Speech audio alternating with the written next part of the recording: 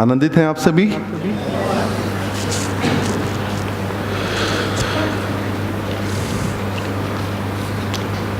हम सब वचनों के माध्यम से बहुत बार सीख चुके हैं कि इंसान दूसरे प्राणियों से बिल्कुल अलग है। हमारा विज्ञान हमें बताता है कि हम एक प्राणी हैं, एक सामाजिक प्राणी हैं।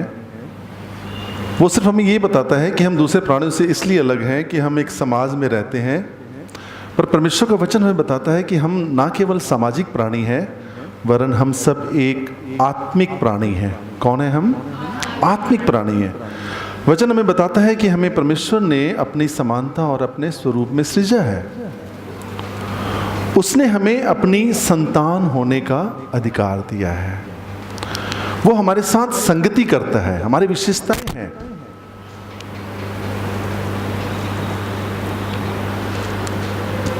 हम सब उसके क्या है?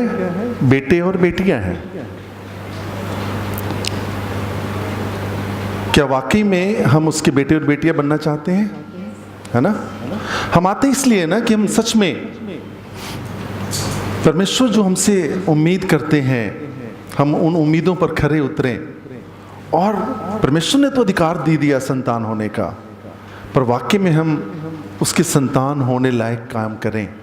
सच में परमेश्वर तो, पिता तो कभी भी अपने बेटों और बच्चों को जुदा नहीं करता। बेटे और बेटी तो उसके सदा रहते हैं। पर परमेश्वर जो उम्मीद आपसे रखता है, जो अपेक्षाएं आपसे रखता है, यदि उन अपेक्षाओं को आप पूरा करते हो, उन उम्मीदों को आप पूरा करते हो, तो प्रभु के दिल में आपके लिए एक विशेष जगह होती है। हमारे भी जैसे बच्चे होते हैं, वो बेटा या वो बेटी जो हमारे कहने पर चलती हैं, उन्हें मिलकर हमें एक अजीब सी तृप्ति महसूस होती है। ऐसा नहीं कि जो बेटा या जो बच्चा कहना नहीं मानता हम उससे नफरत करने लगते हैं, पर जो बच्चा, जो औलाद माँ बाप की उम्मीदों पर खरा उतरता है, वो संतान माँ बाप को बहुत बहुत अच्छी लगती है। हम भी चाहते हैं ना कि हम परमेश्वर के वैसे बेटे बेटियां बने कि ऐसा ना हो कि परमेश्वर पर एक बोझ सा हो कि ठीक है बेटे बेटियां हैं, एक्सेप्ट तो करना है, वरना ऐसे बेटे बेटियां बने कि परमेश्वर दोनों हाथ फैलाकर हमारा स्वागत करे। है ना? प्रभु, मैं अक्सर बताता हूं कि जब भी प्रभु ने कोई बात करनी होती थी तो वो पहाड़ी एक टीले पर जाकर अपने वचनों को लोगों को सुनाते थे। मत्ती रचित सुसमाचार का जो 5वां अध्याय है, जिसे हम पहाड़ी उपदेश के नाम से जानते हैं, उसके पहले के जो 10 पद हैं वो धन्य वचन के नाम से माने जाते हैं, स्वीकारे जाते हैं। कौन से वचन है वो? धन्य वचन। सृष्टि का सृजनहार परमेश्वर इन 10 वचनों में, ध्यान से सुनो आप लोग, इन 10 वचनों में पूरी सृष्टि को धन्य कहता है। इंसान नहीं, सृजनहार परमेश्वर यीशु अपने मुंह से धन्य कहते हैं। धन्य है परमेश्वर, कहते हैं धन्य है जो मन के नम्र हैं, पृथ्वी के अधिकारी होंगे। धन्य है वो जो दीन है, वो स्वर्ग का अधिकारी होंगे। धन्य है वे जो शोक करते हैं, क्योंकि वो शांति पाएंगे। धन्य है वे जो धर्म के भूखे और प्यासे हैं, क्योंकि वे तृप्त किए जाएंगे। धन्य है जिनके मन शुद्ध हैं, क्योंकि वे परमेश्वर का दर्शन पाएंगे। धन्य है वे जो जब मनुष्य तुम्हारे कारण सताए, तुम्हारे लिए स्वर्ग में बड़ा प्रतिफल है। परमेश्वर लगातार धन्य वचनों से आशीषित करते हैं। मत्ती रचित सुसमाचार उसके 5वां अध्याय के पहले और 10वें पद में परमेश्वर के वो धन्य वचन है। जब आप इस समाचार को पढ़ते हो ना, पूरे 5वें अध्याय को आप गहराई से पढ़ो, प्रभु ने और कहीं भी ब्लेस नहीं किया, इन 10 वचनों में उसने अपने बच्चों को ब्लेस्ड किया है। पर किन बच्चों को ब्लेस्ड किया है ना? किन बच्चों को ब्लेस्ड किया है? जो नम्र हैं, जो दीन हैं, जो शोक करते हैं, जो धर्म के भूखे और प्यासे हैं, जिनके मन शुद्ध हैं। आज हम उनमें से एक वचन को पढ़ेंगे, मत्ती रचित सुसमाचार उसका 5वां अध्याय और उसका 9वां पद। धन्य है वे जो मेल कराने वाले हैं, क्योंकि वे परमेश्वर के पुत्र कहलाएंगे। कौन है धन्य? आपसे मेरे साथ बोलो, धन्य है वे जो मेल कराने वाले हैं, क्योंकि वे परमेश्वर के पुत्र कहलाएंगे। बेटा बेटी तो मानता है वो आपको, बेटा बेटी तो है, पर कहलाएंगे कब हम? जब हम मेल करवाने वाले बनेंगे, तब परमेश्वर ऐसे खुले दिलों से। आप मेल नहीं कराओगे, परमेश्वर ने तो अपना बलिदान दे दिया आपके लिए, पर क्या हम नहीं चाहते कि हम उसकी पवित्र आत्मा को प्रसन्न करें? क्या हम नहीं चाहते कि हमें इतना प्यार करने वाला परमेश्वर, उसकी आत्मा को हम क्या शोकित करना चाहते हैं? हम भी तो चाहते हैं ना कि प्रतिफल में हम भी कुछ दें। प्रभु आप क्या चाहते हो? आपने तो अपने आप को मुझे दे दिया, आप मुझसे क्या चाहते हो? क्या बनूं मैं, क्या करूं मैं आपका बेटा हूं, पर आप अपने बेटे में कौन सी काबिलियत देखना चाहते हैं? है ना, बाप बेटे को तिरस्कृत नहीं करेगा, बाप बेटे को अपने घर से बाहर नहीं करेगा, पर बेटा बाप से पूछता है। अच्छा लगता है ना, बेटी बाप से पूछती है, पिता आप क्या चाहते हो कि मैं कैसा बनूं कि आपके दिल को मैं तसल्ली दूं, आपके दिल को मैं खुश करूं, आपकी पवित्र आत्मा प्रसन्न हो मेरी वजह से, मैं क्या बनूं? क्या बनने के लिए परमेश्वर कह रहा है आपको? धन्य है वे जो मेल करवाने वाले हैं, क्योंकि वही परमेश्वर के बेटे और बेटी कहलाएंगे। जो मेल करवाने वाले हैं। मेल कराने वाले का क्या मतलब है? 3 स्टेप है मेल करने के। सबसे पहले आप अपने आप से मेल करो। पहला पॉइंट, आप यदि परमेश्वर की नजरों में धन्य बनना चाहते हो तो आपने क्या करना है?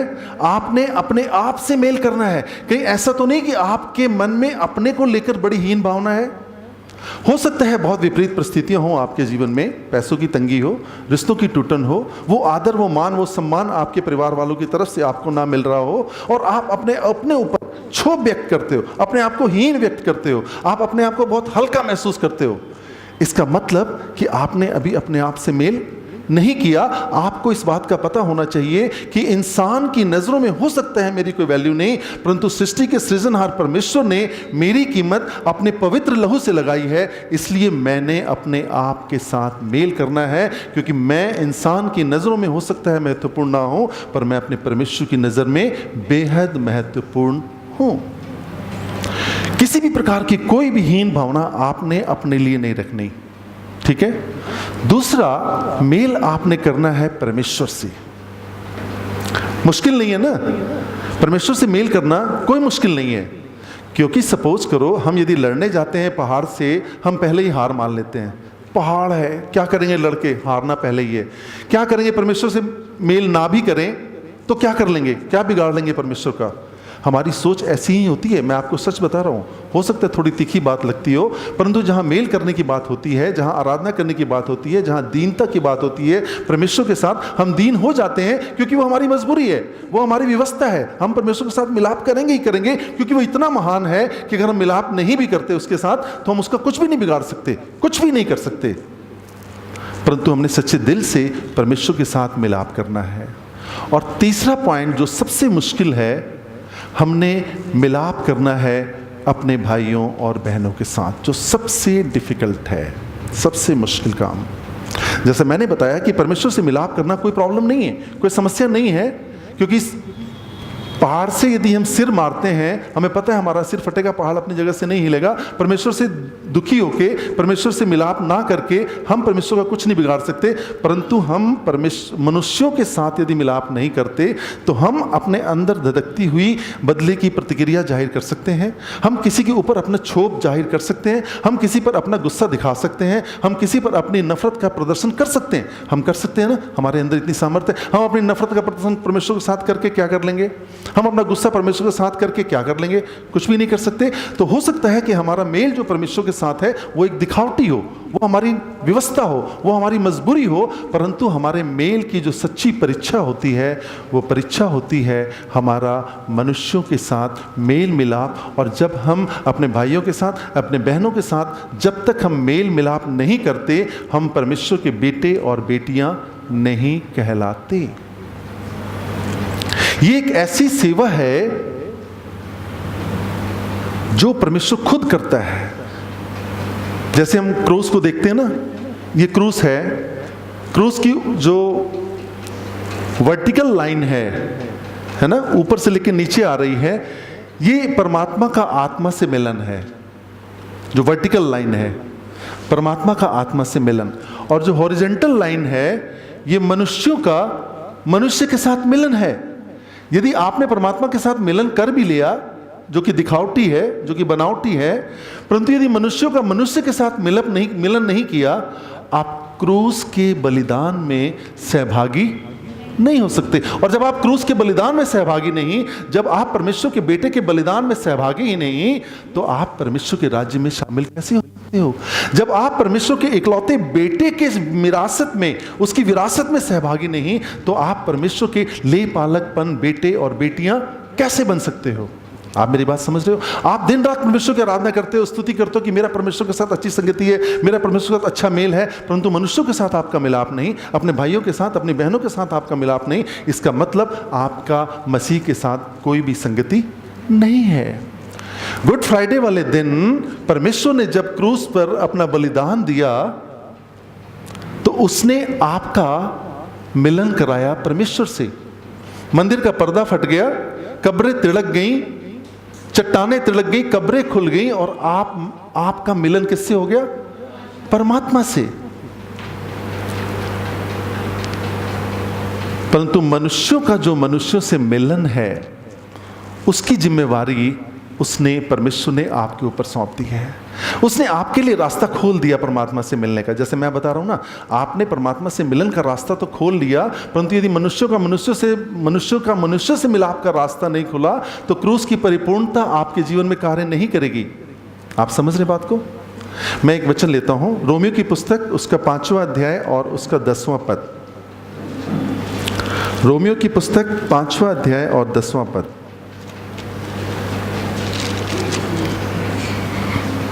बैरी होने की दशा में उसके पुत्र की मृत्यु के द्वारा हमारा मेल परमेश्वर के साथ हुआ, तो फिर मेल हो जाने पर उसके जीवन के कारण हम उद्धार क्यों ना पाएंगे? परमेश्वर का बेटा कौन है? सब लोग जोर से बोलिए, कौन है? आवाज नहीं आई। यस, परमेश्वर का वचन कहता है कि परमेश्वर ने जगत से ऐसा प्यार किया कि अपना इकलौता बेटा उससे दे दिया, ताकि जो कोई उस पर विश्वास करे वो नाश ना हो वरन अनंत जीवन पाए। आप यदि बेटे बनना चाहते हैं तो आपको क्या बनना होगा? यीशु की तरह बनना पड़ेगा। यीशु इस पृथ्वी पर किस लिए आए? आप क्या सोचते, क्या प्रभु यीशु पृथ्वी पर सिर्फ इसलिए आए कि वो लोगों को चंगाइयां दे? क्या इसलिए कि अंधों को आंखें दे, लंगड़ों को चलाए, बहरों को कान दे? ये तो एक बाय प्रोडक्ट्स हैं। परमेश्वर, प्रभु यीशु पृथ्वी पर इसलिए आए क्योंकि ताकि वो परमेश्वर के साथ आपका और मेरा मिलन करा सके। वचन क्या कह रहा है? वैरी होने की दशा में पुत्र की मृत्यु के द्वारा हमारा परमेश्वर से मिलाप हुआ। जब हम वैरी थे, जब हम उसके दुश्मन थे, बेटे ने क्रूस पर अपनी जान दी और हमारा परमेश्वर से मिलन करा दिया। जब भी कोई बात होती थी चेलों की प्रभु के साथ, ऊपर से आवाज आती थी, यह मेरा प्रिय पुत्र है, इसकी सुनो। प्रभु कहते थे ना, यह मेरा प्रिय पुत्र है, इसकी सुनो। वो बेटा क्यों था? क्योंकि वो बेटा आया था इस जगत में मिलाप कराने के लिए। जैसा वचन कहता है, धन्य हैं वे जो मेल करवाने वाले हैं, क्योंकि वे परमेश्वर के बेटे कहलाएंगे। परमेश्वर का बेटा यीशु मसीह इसलिए परमेश्वर का बेटा है क्योंकि वो इस जगत में परमात्मा का मनुष्यों के साथ मिलाप करने के लिए इस पृथ्वी पर मनुष्य शरीर में आया था। ये एक ऐसी सेवा है जिस पर जो परमेश्वर ने खुद करने के लिए इस पृथ्वी पर आया, वो मेल मिलाप की सेवा। हम क्या करते हैं? मेल मिलाप का मतलब सिर्फ ये नहीं होता कि हम बड़े शांतचित्त हैं, अपने घर में बैठे हैं, किसी से कोई लड़ाई झगड़ा नहीं। सिर्फ झगड़ा ना करना, सिर्फ शांत होकर अपना जीवन व्यतीत करना आपको परमेश्वर के बेटे और बेटियां होने का दर्जा नहीं देता। जब तक आप दो व्यक्तियों के बीच में मेल नहीं कराते, आप अपने अंदर तो मेल रख लिया आपने, आप शांत हैं, कूल माइंडेड हैं, किसी से झगड़ा नहीं करते, लोगों की सुन भी लेते हैं, जवाब नहीं देते, बहुत अच्छी बातें हैं, बहुत अच्छा स्वभाव है मसीह का। परंतु जब आप दो झगड़ते हुए व्यक्तियों के बीच में यदि समझौता नहीं कराते, दो व्यक्तियों के विरोध को खत्म करके उनके बीच में जब तक आप सुलह कराने का प्रयास नहीं करते, आप परमेश्वर के बेटे और बेटियां होने का अधिकार नहीं हासिल करते। क्या करते हैं मैं और आप? जब कोई मतभेद किसी का हमारे सामने आता है, और सपोज करो वो एक ऐसे व्यक्ति की बातें हमारे सामने आती हैं जिससे हमारी ऑलरेडी पहले से प्रतिद्वंदिता चल रही है, हम क्या करते हैं उस दौरान? हमें बड़ी खुशी हासिल होती है, अच्छा आज तो मौका अच्छा मिला है, वो व्यक्ति बहुत अपने आप को बनता है, मेरे से उसने फलाने फलाने दिन ऐसी ऐसी बातें की थी, आज अच्छा मौका मिला है कि उसकी जिससे बनती थी, आज वो व्यक्ति उसी की शिकायत लेकर मेरे पास आया है। अब आप क्या बनना चाहते हो? या बीते दिनों में, या बीते सालों में, या बीते महीनों में आपने क्या प्रतिक्रियाएं व्यक्त की? ऐसी परिस्थिति में क्या आपने उस व्यक्ति की बातों का स्वाद लिया, या आपने अपने मन की भड़ास निकाली, या उस व्यक्ति के लिए आपके मन में जो जो नेगेटिविटी थी वो नेगेटिविटी निकाली, या आपने आपको खुश करने के लिए आपने उन दोनों के बीच के झगड़े का फायदा उठाया? क्या किया मैंने और आपने? 99.9% मैं और आप ऐसा ही करते हैं। सच्चे दिल पर हाथ रखकर बोलिए, करते हैं ना ऐसा? बहुत आनंद आता है। आज तो बदला लेने का मौका मिला मुझे उस व्यक्ति से, मेरी ननद से, मेरी भाभी से, मेरी सास से, मेरे दोस्त से, मेरे पार्टनर से। ऐसा करके हम अपनी ईगो को शांत कर लेते हैं। ऐसा करके हम अपने अंदर तो एक प्रतिकार के रूप में, एक बदले के रूप में, एक थोड़ी देर के लिए अपने अंदर शांति तो महसूस कर लेते हैं, परंतु हम परमेश्वर के उस उत्तराधिकार से, उस विरासत से, उस अगम्य सुसमाचार से अपने हक को, अपने पद को खो बैठते हैं। परंतु यदि मेरे पास कोई ऐसा मुद्दा आता है, मेरे मन में यह होता है कि नहीं, मैंने मेल करवाने वाला बनना है। कौन सी सेवा मुझे सौंपी गई है? मेल करवाने वाले की। मेरा ये इस झगड़े से हो सकता है मुझे फायदा हो, इस झगड़े से हो सकता है कि मुझे अपने बिजनेस में कुछ फायदा हो जाए, इस झगड़े से हो सकता है कि उसकी समाज में प्रतिष्ठा कम हो और इसका फायदा उठाकर मैं समाज में अच्छे पद पर पहुंच जाऊं, अच्छे ओहदे पर पहुंच जाऊं।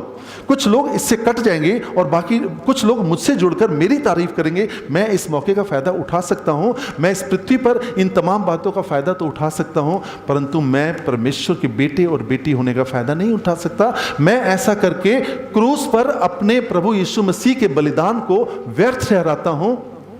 क्या मैं और आप ऐसा करना चाहते हैं?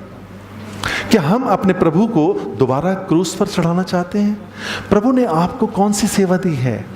एक वचन हम और देखेंगे आज, 2 कुरिन्थियों उसका 5वां अध्याय और उसका 18वां पद।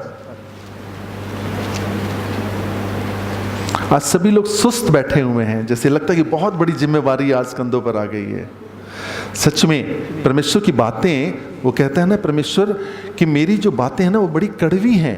वो कहता है अंत के दिनों में ऐसा होगा कि लोग अपने अपनी मर्जी से, अपने अपने हिसाब से उपदेशक ढूंढ लेंगे।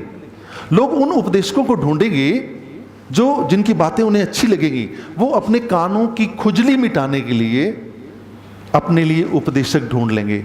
ऐसे व्यक्ति ढूंढेंगे जो ऐसी बातें करें जो उन्हें अच्छी लगे।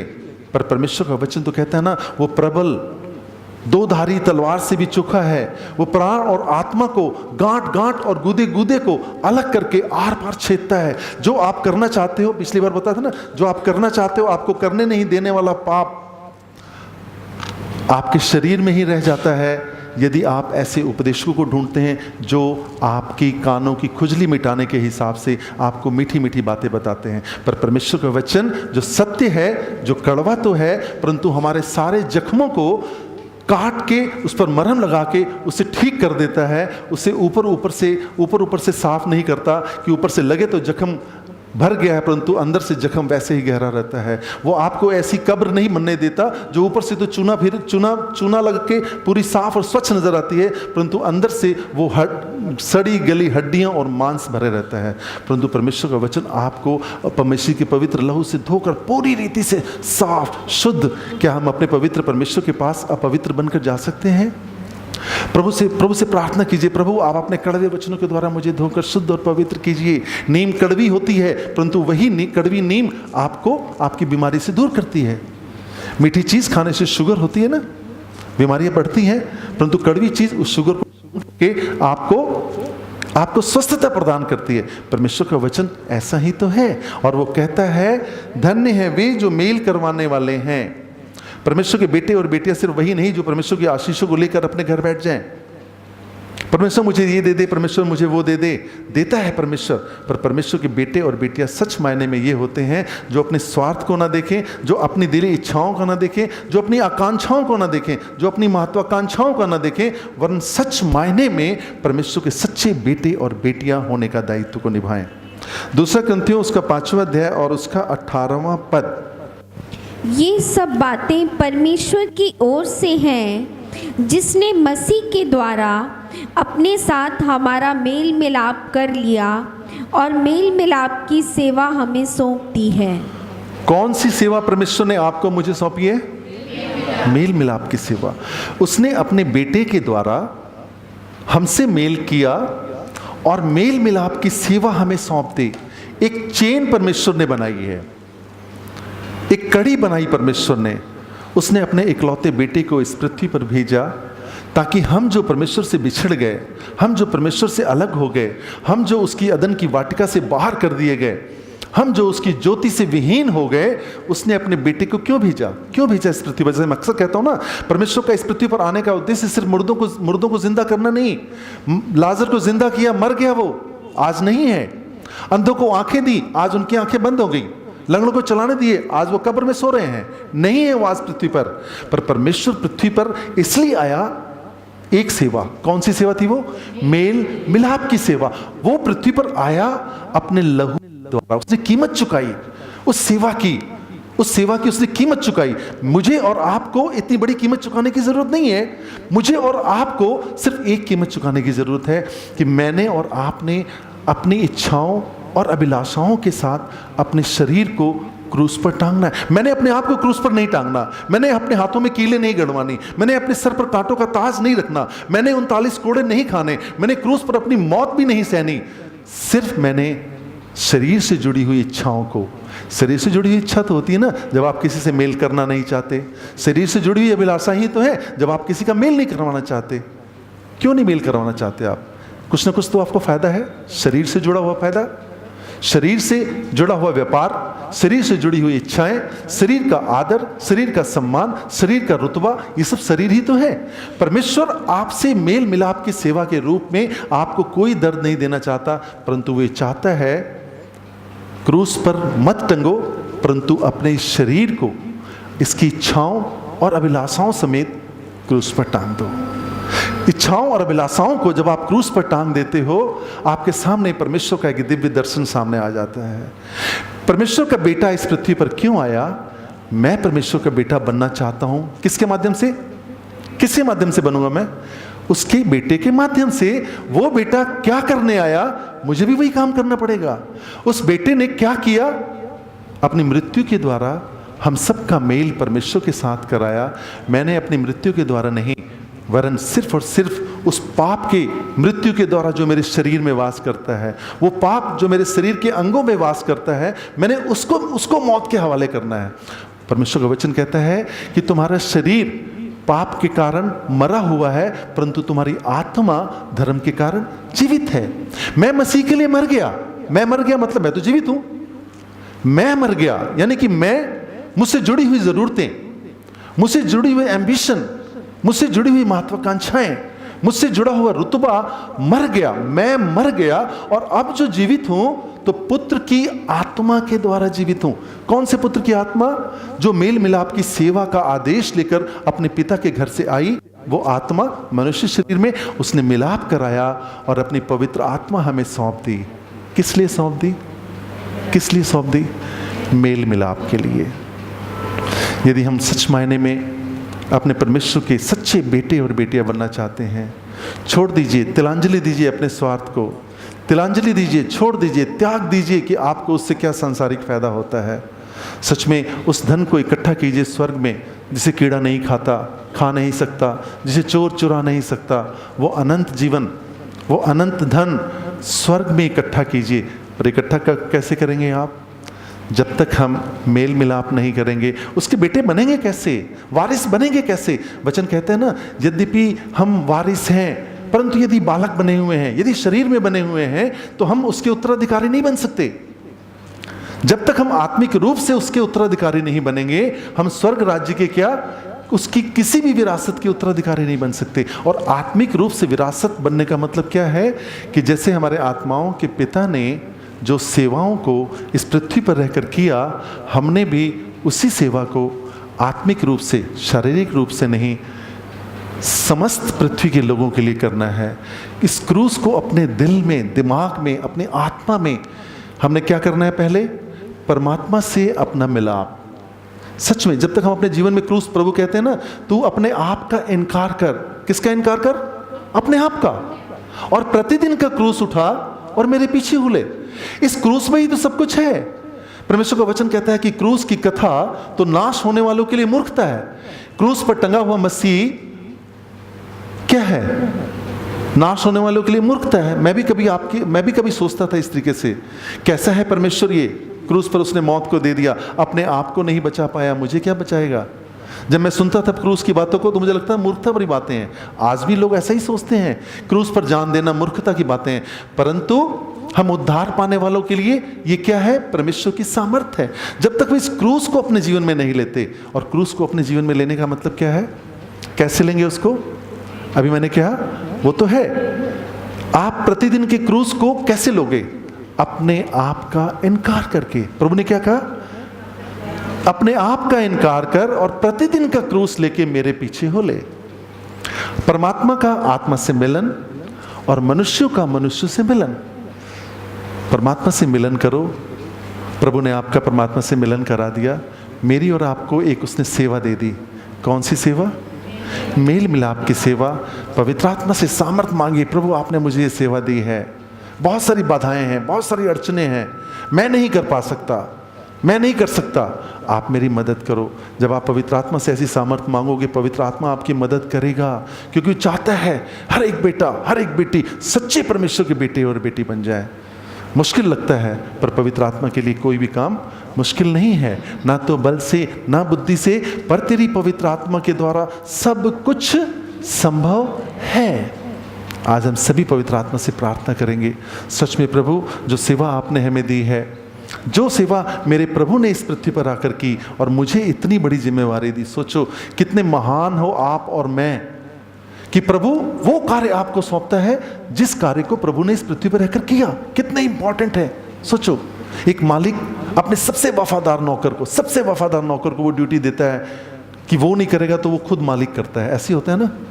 उस परमेश्वर ने वो जिम्मेवारी मुझे और आपको दी और वो चाहता है कि मैं और आप इस जिम्मेवारी को पूरा करें। प्रभु आप सबको आशीषित करें।